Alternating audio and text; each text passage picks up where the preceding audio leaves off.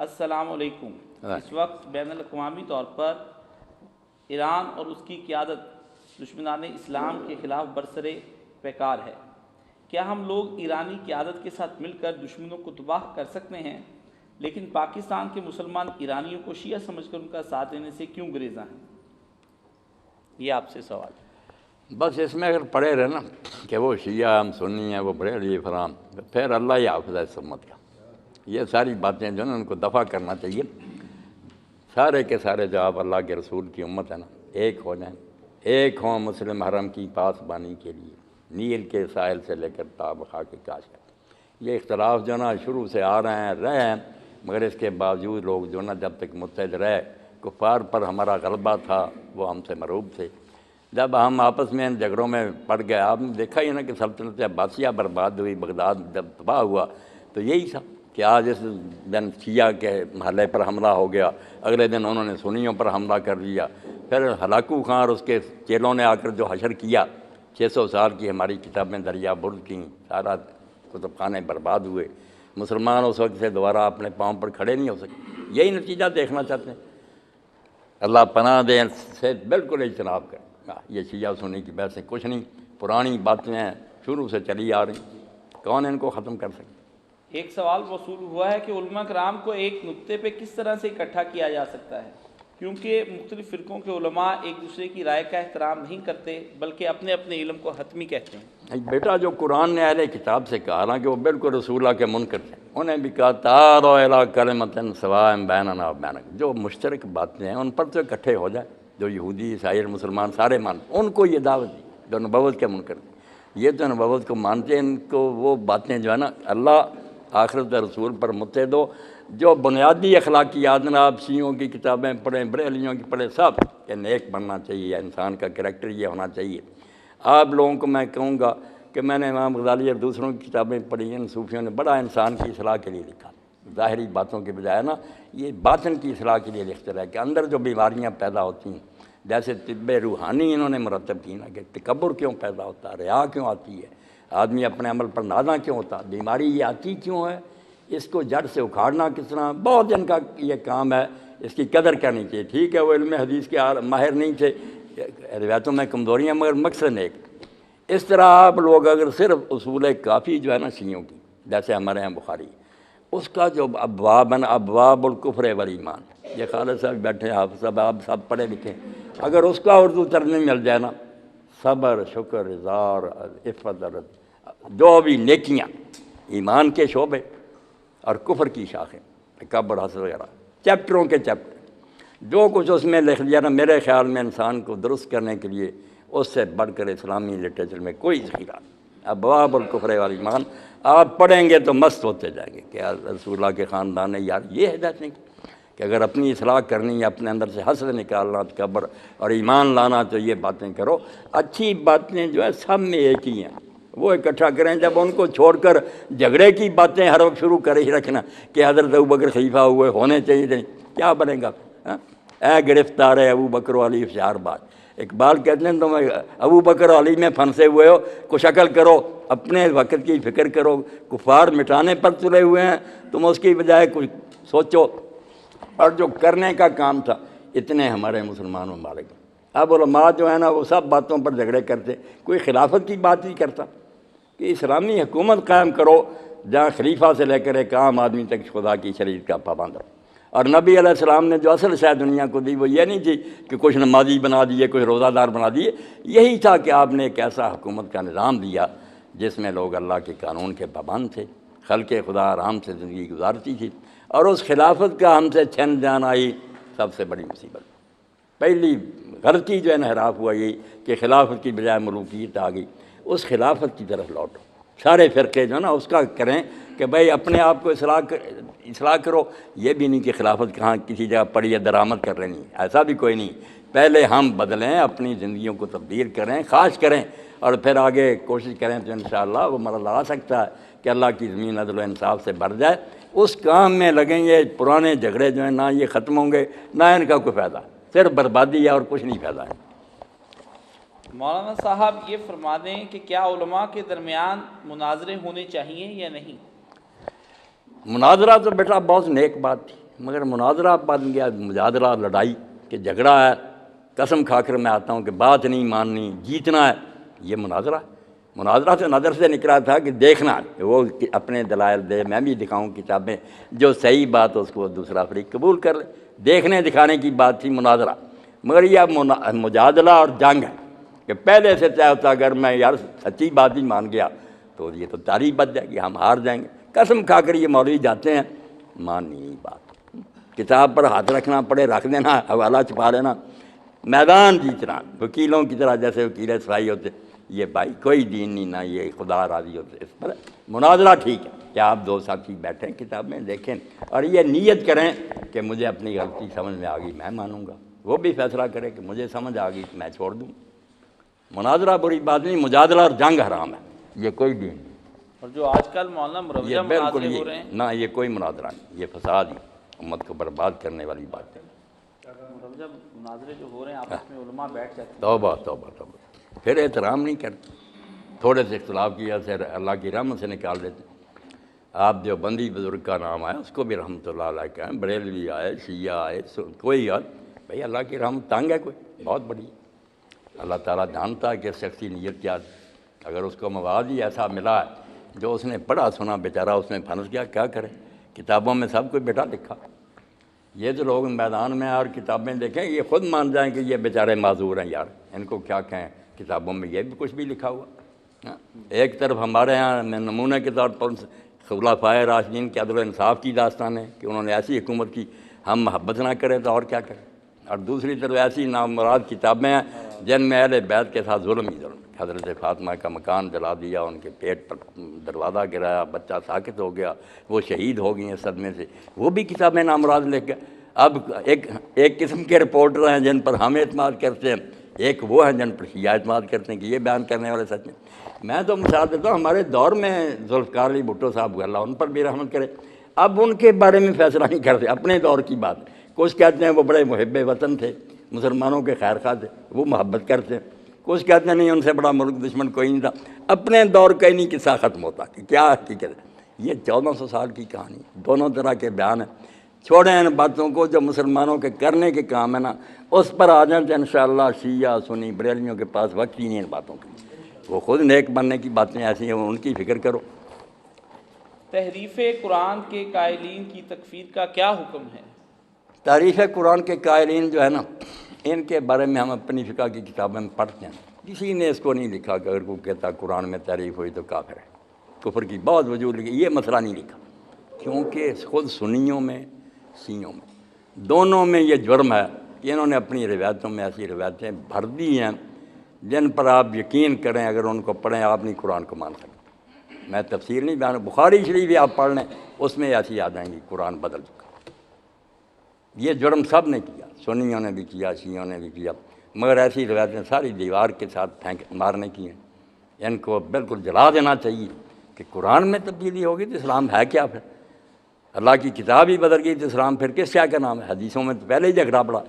تو قرآن بالکل محفوظ ہے، مگر روایتوں میں ایسا ہی ہے، کسی میں آتا کہ یہ لفظ ہوتے تھے قرآن میں، مگر نہیں۔ یہ سنیوں کی کتابوں میں دیکھنا، آپ پڑھے لکھیں، آپ کا زیادہ اہل سنت، الاتقان فی علوم القرآن، امام سیوطی نے لکھی اس پر ہے کہ قرآن کے علوم پر، اس میں نکال کر دیکھ لیں بتاتا جائے گا کس صورت میں یہ لفظ تھے، توبہ توبہ، وہ پوری کتاب ہی ایسی لکھ لی کہ کسی ہندو سکھ کو اور کسی کتاب کی ضرورت نہیں، الاتقان پکڑ لے، ہم منہ نہیں دکھا سکتے کہ تمہارا مجدد جو ہے وہ کیا لکھتا، قرآن میں کیا تھا۔ یہ روایتیں بالکل جلا دینے کی ہیں، قرآن صحیح ہے اس میں کوئی شک نہیں، مگر کوئی بے ایمان اور روایتوں کی وجہ سے مانتا تو دفع ہو، جھوٹا ہے مگر وہ روایتیں انہیں مرا کرتی۔ بریلوی حضرات جو داتا یا غوث اعظم یا علی مدد وغیرہ کہتے ہیں، کیا یہ شرک نہیں؟ شرک کی دو ٹوک وضاحت کر دیں۔ شرک کی دو ٹوک وضاحت تو یہی ہے کہ جو کہتا نا کہ اللہ تعالیٰ نے اپنے اختیارات ڈیلیگیٹ کر دی ہیں، نیک لوگوں کو اختیار سونپ دی ہیں، وہی اب لوگوں کو رزق دیتے ہیں، مددیں کرتے ہیں، سب یہ بات شرک ہے، خدا کی سلطنت میں شریک کر دیا۔ مگر یہ بریلوی حضرات جو ہیں ان کے علماء جب ان سے پوچھتے ہیں کہ یار تم ایسا کہتے ہو کہ اللہ بے دخل ہو گیا، یہ جو کہتے توبہ توبہ۔ مولانا رضا خان لکھتے ہیں رحمۃ اللہ علیہ خالص الاعتقاد میں کہ اگر ایک ذرہ جو ہے نا، ذرہ زمین آسمان کے سارے نبی ولی اور فرشتے چاہیں کہ اپنی جگہ بدل دے اور اللہ کی مرضی نہ ہو تو نہیں بدل سکتے، اللہ کی مشیت کے بغیر ایک ذرہ اپنی جگہ سے ہلا نہیں سکتے۔ اب اللہ کے دیے ہوئے اختیارات کے ساتھ سمجھتے ہیں کہ انہوں نے اللہ نے ان کو دے دیا، مگر کر اب بھی اپنے طور پر کچھ نہیں سکتے، بل استقلال نہیں کر سکتے۔ اللہ اذن دے گا تو پھر یہ ہوگا۔ ایسی تعویلیں کرتے ہیں، ہم سمجھتے ہیں کہ یہ باتیں غلط ہیں، بے ثبوت ہیں، مگر اس طرح وہ کافر ہونے سے بچ جاتے ہیں نا۔ وہ مشرک جو کھلم کھلا کہتے ہیں کہ اب اللہ کو پکارنے کی ضرورت نہیں، زمین والے ہی مددیں کرتے ہیں اور یہی سب کچھ کرتے ہیں، ایسا نہیں سمجھتے، بالکل اللہ کے اذن کا محتاج سمجھتے ہیں کہ وہ اجازت دے گا تو ہوگی۔ آپ وحدت امت کی بات کرتے ہیں تو آپ صحابہ کے واقعات کو کیوں اچھالتے ہیں؟ ان باتوں کے کرنے کا مقصد کیا ہے، تقریب یا تعمیر؟ باتوں کو اچھالنا بالکل، اگر لوگ نہ اچھال دیں دفن کرنے کی کیا، مگر مصیبت ہی نہیں پر جھگڑا۔ یہ باتیں نہ میں بیان کروں آپ کے پلے کیا پڑے گا؟ یہ جو بریلوی اور سنیوں کے اختلاف ہیں دیوبندی وغیرہ، تو یہ تو جانتے ہیں ہم، شیعوں کے ساتھ اختلاف تو ان صحابہ کے واقعات پر ہی۔ اس میں ہم ان کا عذر نہ پیش کریں کہ وہ کیوں برا کہتے ہیں، اپنا نہ عذر پیش کریں کہ ہم محبت کیوں کریں۔ پتہ کیا چلے گا کہ ہم ان روایتوں کی وجہ سے محبت کرتے ہیں، ورنہ حضرت عمر ابو بکر ہمارے کوئی رشتہ دار نہیں ہے۔ ہم نے سنا پڑھا کہ وہ رسول اللہ کے خالص ساتھی تھے، بعد میں انہوں نے عدل و انصاف، ہم ان روایتوں پر انحصار کی ڈیپینڈ کرتے ہیں کہ یہ ٹھیک ہے، بسم اللہ۔ وہ لوگ ان روایتوں پر بھروسہ کرتے ہیں جن میں ان کے ظلم لکھے، وہ آپ دیکھ لیں، میرے اچھالنے کی بات میں کتابیں نکال دوں گا کہ پڑھ لو، وہ بھی لکھی ہوئی ہے۔ یہ صرف عذر ہے، اپالوجی ہے کہ شیعہ کا عذر کیا سنی ہوگی، یہ کوئی نہیں کہ وہ باتیں ٹھیک ہیں۔ مجھے اگر رائے بھی شک ہو کہ یہ چیز دلیل ہے، میں نہ لعنت کروں، میں سمجھتا ہوں کہ یہ جھوٹی ہیں، مگر وہ تو میرا علم ہے نا، دوسرے کو میں مجبور تو نہیں کر سکتا۔ اگر وہ کہتا نہیں یہ کتابیں جو بخاری اس کی بجائے اصول کافی زیادہ معتبر ہے، تو ہمارے پاس کوئی وحی تو نہیں آئی کہ ہم ضرور اس کو منوا دیں۔ وہ بھی عالموں نے لکھی ہے، یہ بھی بات سمجھنے کی کوشش کریں کہ آگ بجھانی ہے، یہ نہیں کہ اچھالنا ہے۔ باتیں یہ بیان نہ کرے، پتہ کیا چلے گا اور شیعوں کے اختلاف نہیں، قرآن بالکل یہی ہے، اصول اس میں کہتا ہوں بخاری میں لکھا ہوا، یہ نہیں۔ آپ کو بخاری شریف سے نکال دیتے ہیں کہ سورہ شعراء میں تھا وَأَنذِرْ عَشِيرَتَكَ الْأَقْرَبِينَ کے بعد کہ جو تیرے وقف جناحَ رحمتک بین المؤمنین۔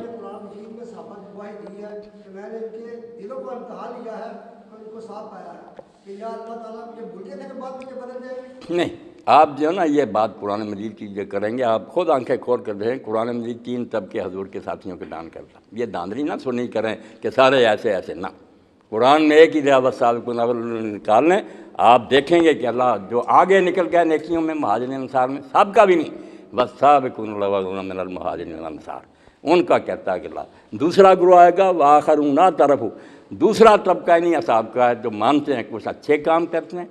خیرات و عمل صالح و آخرت، خود قرآن کہتا کہ اچھے کام بھی کرتے ہیں، برے بھی، ان کی کوئی گارنٹی نہیں ہے، اصل اللہ شاید اللہ ان کی توبہ قبول کرے۔ اور تیسرا گروہ منافقین کا بیان کیا کہ رسول تو بھی نہیں جانتا مدینے میں، اور آپ کیوں قرآن سے ٹھٹھا کرتے؟ ایک گروہ کا ذکر لے دیتے،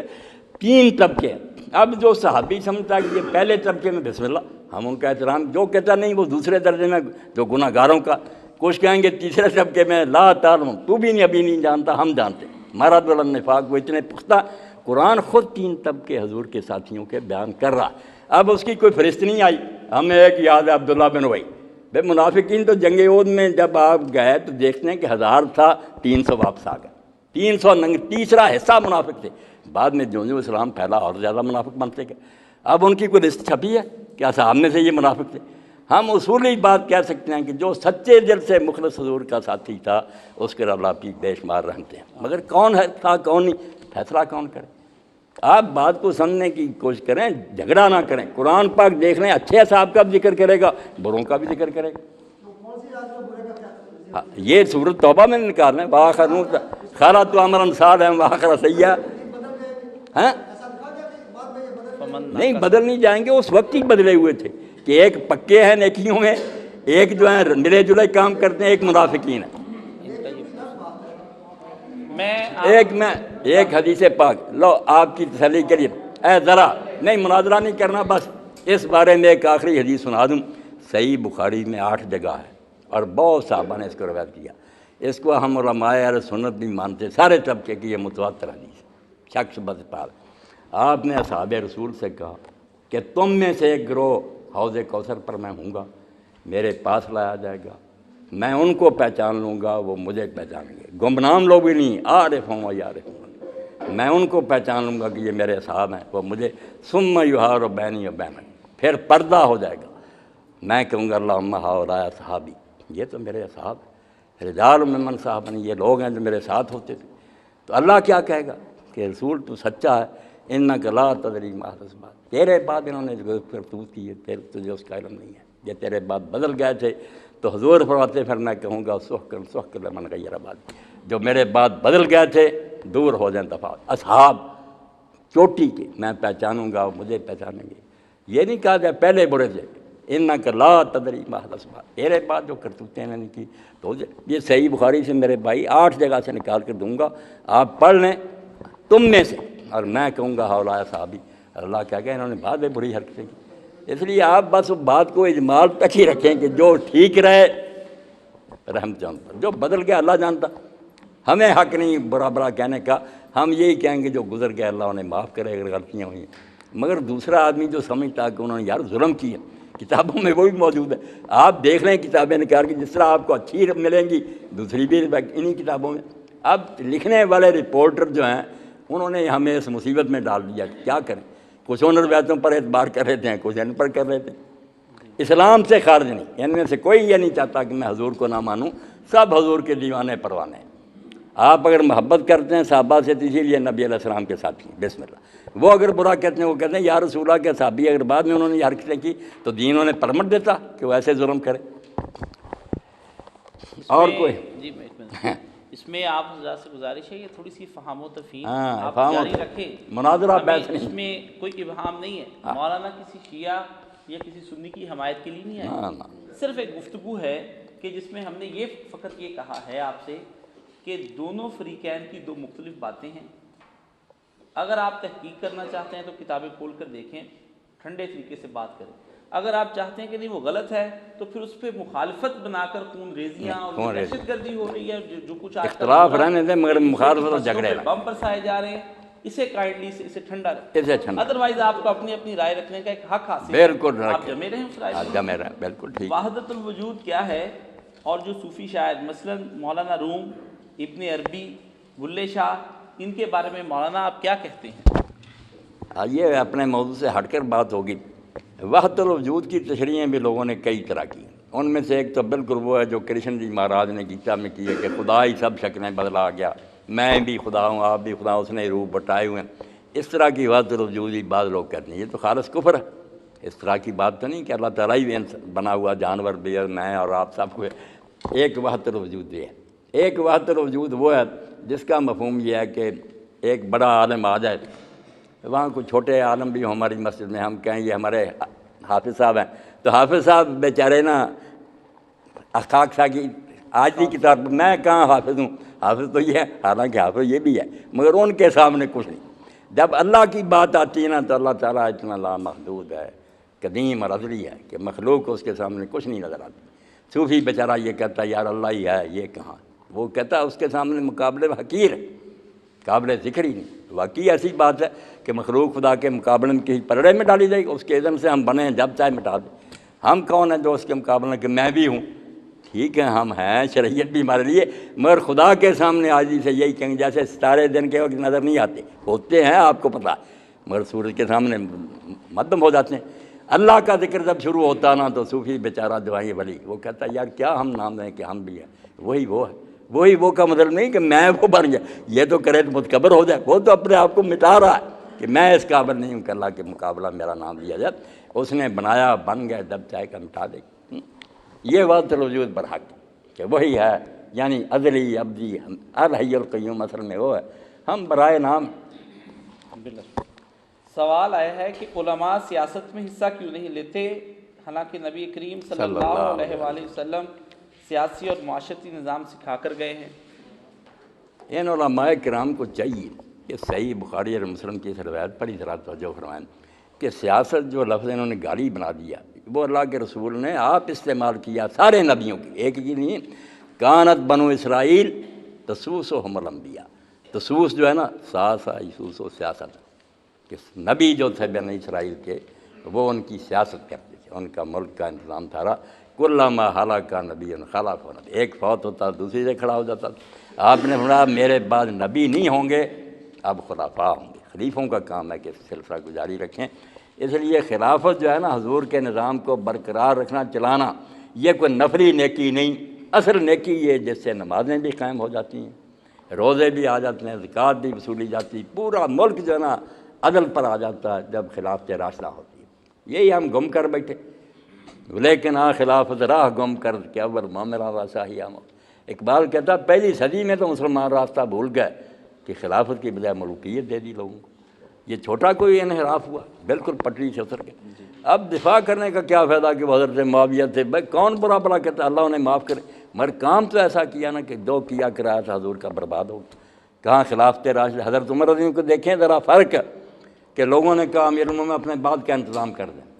فرمایا کیا لوگ کہتے ہیں، کہا عبداللہ بن عمر کو بنا دو۔ اب عبداللہ بن عمر کو بنا دیتے، حضرت عمر بیٹا تھا، صرف ان کا کمی کیا تھی،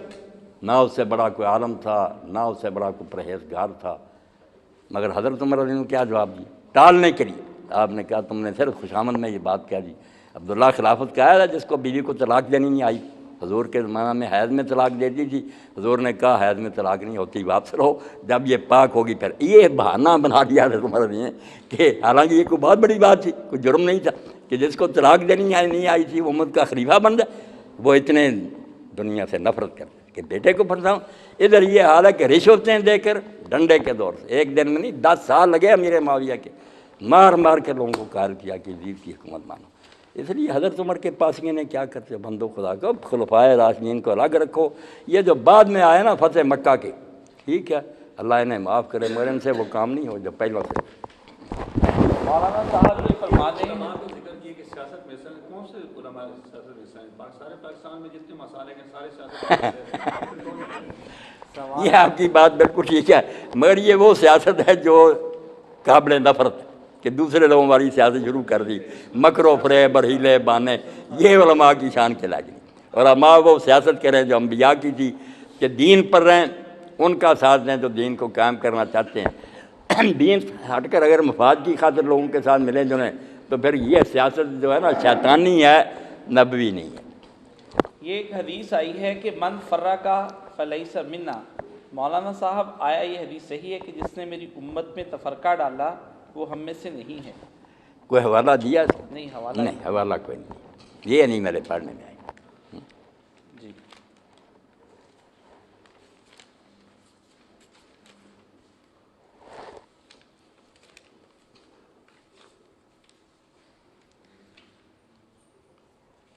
اب آپ نے صحیح بخاری کا میرے حوالہ، صحابہ ستاروں کی مانند ہیں، جس نے ان کی تباہ کی وہ فلاح پا گیا،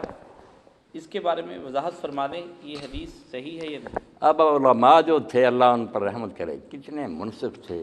کتنے وہ اللہ سے ڈرنے والے تھے کہ یہ روایت ہم اہل سنت کے حق میں بڑی کام دینے والی ہے۔ مگر آپ دیکھیں گے جن نے حدیث کے بارے میں کتابیں لکھی نا کہ صحیح غلط کرا کیا، سب نے کہا کہ یہ باطل ہے، موضوع ہے، لا اثر، بالکل اس کی کوئی جڑ نہیں، من گھڑت بات ہے، باطل ہے۔ دفتر لگ گیا ہمارے علماء کہ کون کہتا ہے یہ، حضور نے فرمایا کچھ نہیں۔ اور باتیں جو نا آپ نے کہا میرے اصحاب کو برا نہ کہو، تم احد پہاڑ جتنا سونا خرچ کرو گے تو ان میں سے کسی نے ایک مٹھی جو دی ہے تو اس کے برابر نہیں کہو گے شروع میں دین کی ان کو خدمت، وہ صحیح حدیث ہے۔ یہ جو ہے نا ٹھیک نہیں۔ اسی طرح شیعہ حضرات پڑھتے ہیں کہ آپ نے میدان عرفات میں کہا کہ میں 2 چیزیں چھوڑ رہا ہوں، ایک قرآن ہے کہ اہل بیت جو ان دونوں کو مضبوط پکڑ کر رکھے گا وہ گمراہ نہیں ہوگا۔ یہ خطبہ بھی ان کا جو ہے نا ٹھیک نہیں۔ اہل بیت کا ذکر آپ نے کیا مگر اس میں یہ نہیں کہ دونوں کو پکڑ رکھو، وہ صحیح الفاظ یہ ہیں، وہ غدیر خم پر دیا کہ میں تم میں 2 عظیم چیزیں چھوڑ رہا ہوں، تارکن فیکم الثقلین، ایک اللہ کی کتاب ہے پکڑنے کے لیے صرف اس کے لیے کہا ہے کہ اس میں ہدایت ہے، نور ہے، اس کو مضبوط پکڑنا۔ اہل بیت جو فرمایا نا کہ میری اہل بیت، ان کے بارے میں دین کا نہیں کہا کہ ان سے دین لینا یا پکڑنا، یہ کوئی لفظ نہیں، جہاں یہ تمسک آئے گا دونوں کا ضعیف موضوع ہے،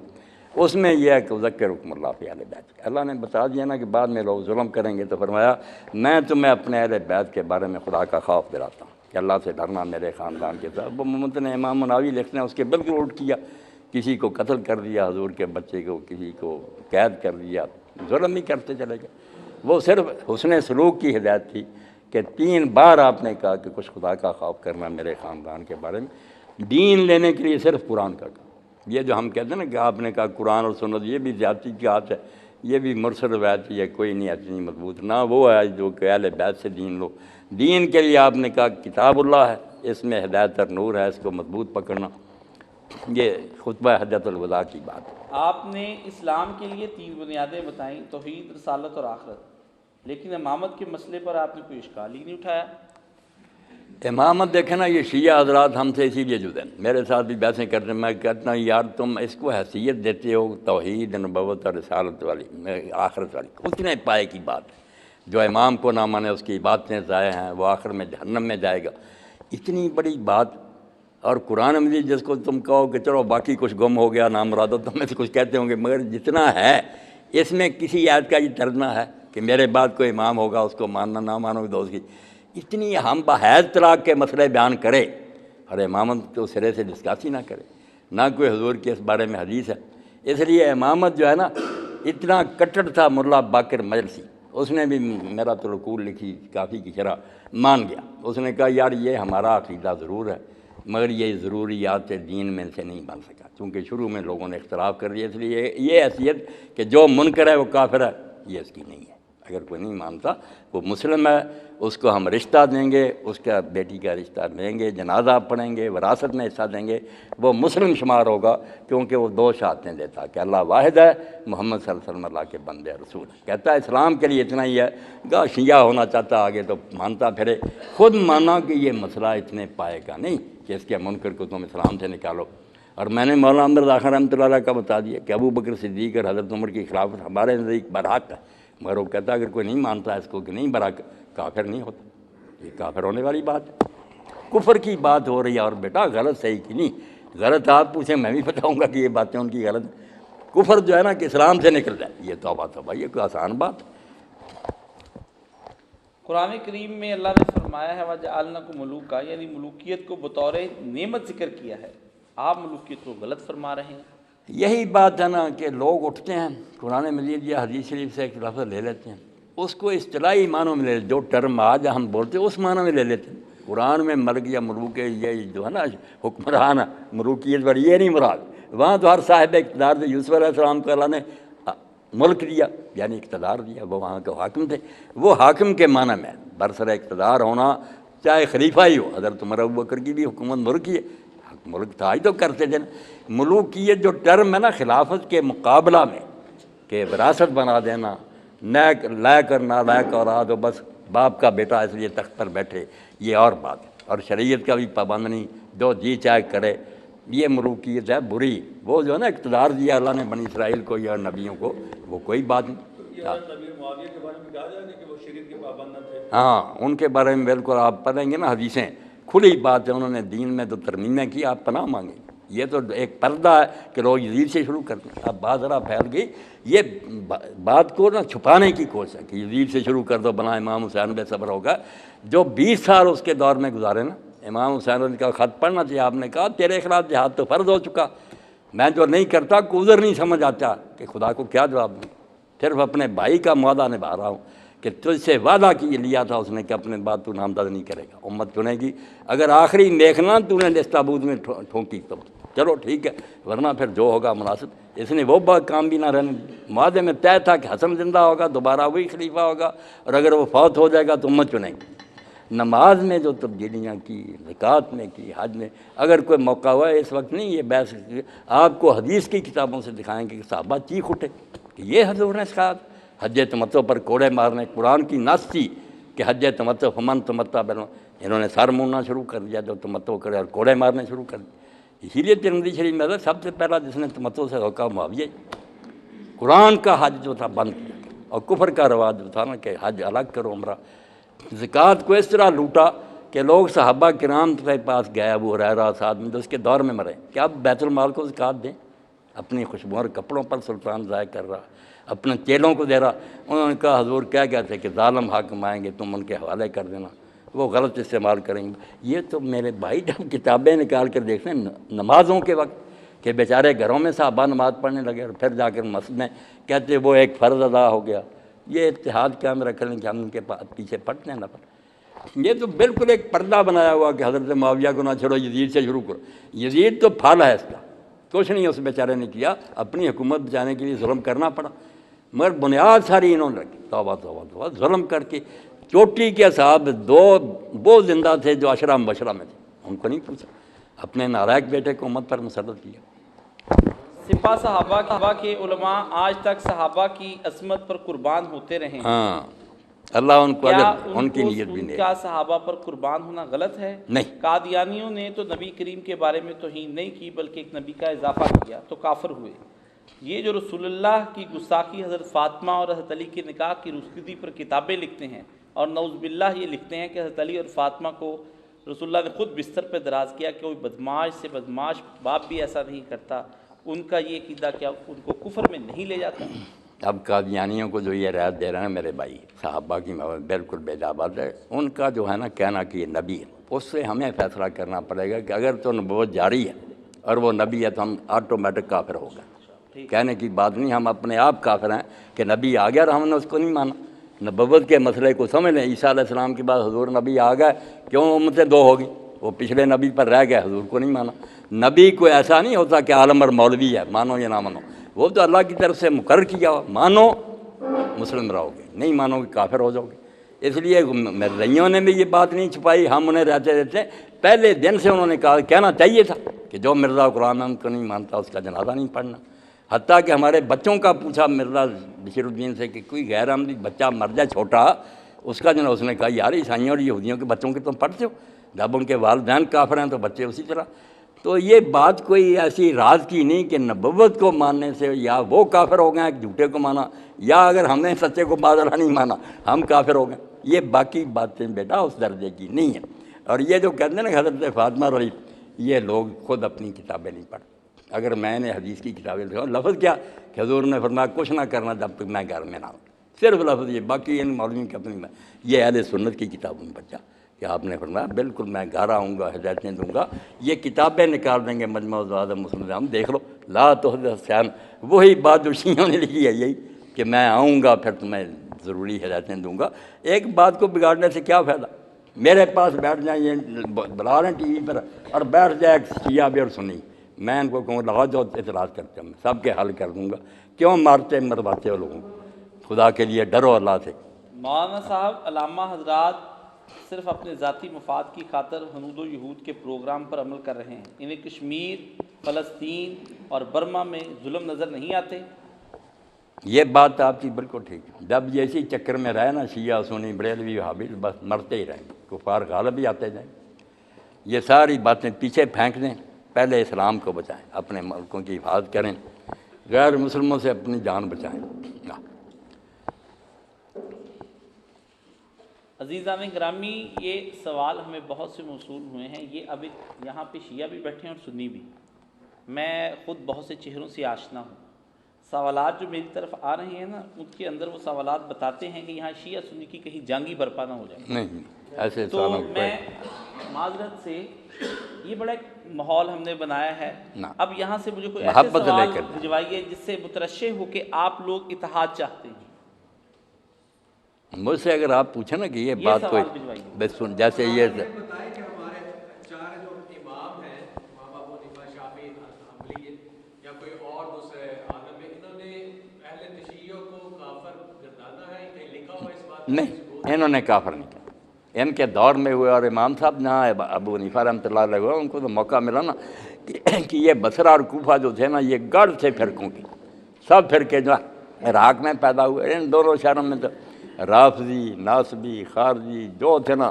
سب مناظرے کے بازار گرم تھے، اور امام صاحب بھی پہلی عمر میں نا جوانی میں مناظرے ہی کرتے رہے، بعد میں انہیں یہ پتہ چلا کہ میں ان چیزوں کا کیا فائدہ، علم کلام چھوڑا، فقہ کی طرف آ گئے۔ ایک لفظ امام صاحب نے نہیں کہا، بلکہ وہ کہہ گئے سارا جانچ پڑتال کے بعد، اور یہ اہل سنت کی کتابوں میں بطور کلیہ کے درج ہو گیا، لا نکفر احدا من القبلہ، کہ جتنے قبلہ کی طرف منہ کر کے نماز پڑھ رہے ہیں، امام صاحب نے فرمایا میں نے دیکھ لیا ان میں سے ہم کسی کو کافر نہیں کرتے، کافر ہونے کی ان میں کوئی بات نہیں۔ آپ شرح فقہ اکبر دیکھیں تو سب نمایاں لکھا ہوگا کہ اہل قبلہ کی تکفیر نہیں ہم کرتے، یہ کعبہ کو منہ کرنا یہ زمانہ میں علامت ہے کہ یہ مسلم لوگ۔ مولانا حارث صاحب جو ہے جن سے ہم اہل سنت حضرات کو ترکہ کے یا میراث کے مسائل لیتے ہیں، ان کے بارے میں کہا جاتا تھا کہ وہ تشیع کا تعلق اہل تشیع سے تھا، اور ان کی نماز جنازہ ایک صحابی نے پڑھائی۔ یہ آپ نے بات کہی نا، ایک بات میرے ذہن میں آ گئی امام ابن تیمیہ رحمہ، وہ بھی کام کیا ریکارڈ ہو جائیں گی کہ امام احمد ابن حنبل نے اپنے دور میں نہ شیعوں کو نہ خارجیوں کسی کو کافر نہیں کہا، ایک گروہ کو نام لے کر کافر کہتے تھے کہ جہمیہ فرقہ جو ہے نا یہ اسلام سے نکل گیا، کافر ہے جہم بن صفوان کا۔ مگر ابن تیمیہ لکھتے ہیں جب ان میں سے کوئی مرتا تھا امام صاحب اس کے لیے بخشش کی دعا کرتے تھے، ان کی نماز جنازہ پڑھتے تھے، تو لوگوں نے کہا امام صاحب ایک طرف آپ کہتے ہیں یہ کافر ہے، تو امام صاحب نے جو بات گر کی سمجھائی، ابن تیمیہ نے کہا کاش یہ ملا حضرات تک آپ پہنچا دیں کہ آپ کسی کی بات کو کہہ سکتے ہیں فی ہے کفر، یہ بات اس میں جو ہے کفر کی،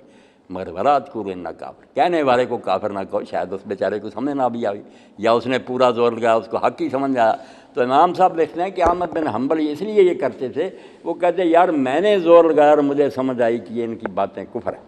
مگر ان بیچاروں نے بڑے بڑے عالم ہیں جہمی جنہوں نے محنت کی انہیں سمجھ نہیں آئی، وہ یہی سمجھتے رہے کہ یہ باتیں دین کے اندر ہیں، اس لیے ان کی نیت کے مطابق میں انہیں مسلم سمجھ کر دعا بھی کرتا ہوں، ان کی نماز جنازہ بھی پڑھتا ہوں، آپ لوگوں کو بتاتا ہوں کہ میرے علم میں یہ باتیں کفر کی، یہ کہا کریں کہ یہ باتیں ہماری تحقیق میں کفر کی ہیں، مگر کہنے والا جو ہو سکتا جاہل ہی ہو، اسے وہ بات نہ سمجھ میں ابھی آئی، اس کو نہ کافر کرو۔ ابن عباس رضی اللہ عنہ کا یہ قول جو نا مولانا انور شاہ کشمیری رحمۃ اللہ لکھا، بڑی تحقیق سے وہ انہوں نے لکھا کہ تکفیر کو چھوڑ دو، یہ کہا کرو قولو فی ہے کفر، کہ اس آدمی میں یہ بات کفر کی ہے، ولا تقولوا انہ کافر، یہ نہ کہو کہ وہ کافر ہے، اس بیچارے کا عذر ہوگا، وہ کسی دوسری روایت پر انحصار کرے کہ یہ بیٹھا ہوگا۔ سینے کھلے کرو خدا کے لیے نا، امت محمدیہ پر رحم کھاؤ، حضور کی امت ہونے کا لحاظ کرو، باقی جھگڑے لڑائیاں جو نا رکھو، مگر یہ سوچو کہ آپ ہمارے نبی کو مانتا ہے، خدا وہ ہندو سکھ نامراد جو گالیاں دیتے ہیں حضور کو، ان کے برابر کر دیتے ہیں ان کو۔ ابھی کچھ دیر کے بعد نماز کا وقت ہونے والا ہے انشاءاللہ العزیز۔ بس مولانا کی بات جو ہے نا مرزا خان رحمۃ اللہ علیہ کی، اس پر ختم کرتے ہیں مجلس، دعا بھی کرتے ہیں حضور کی شان میں جو انہوں نے کہا، میں کئی مرتبہ سناتا ہوں یار تیرے نام پر کروں جہاں فدا، نہ یہ جہاں فقط دو جہاں فدا، نہیں اس سے بھی میرا جی بھرا، کروں کیا کروڑوں جہاں۔ اللہ کے رسول کا مرتبہ چھوٹا، خدا کے لیے اس کو پہچانے، یہ چھوٹی باتیں شاخیں رہنے دے، کو کسی کو مانتا یا نہیں، حضور کو مانتا، کتنی بات ہے، تیرے نام پر کروں جہاں فدا، نہ یہ جہاں فقط دو جہاں فدا، نہیں اس سے بھی میرا جی بھرا، کروں کیا کروڑوں جہاں نہیں، وہ بھی اگر ہوتے تیرے نام پر قربان کر دیتا۔ تو جو امت میں کوئی اچھا آدمی گزرانا عالم ہے، ادب کرو اس کا، اگر اس کو کوئی دوسری بات سمجھ میں آئی ہے کیوں ہم ڈنڈا لے کر اس کے پیچھے پڑیں، اس نے بھی پڑھا، اس کو بیچارے کو وہی بات سمجھ۔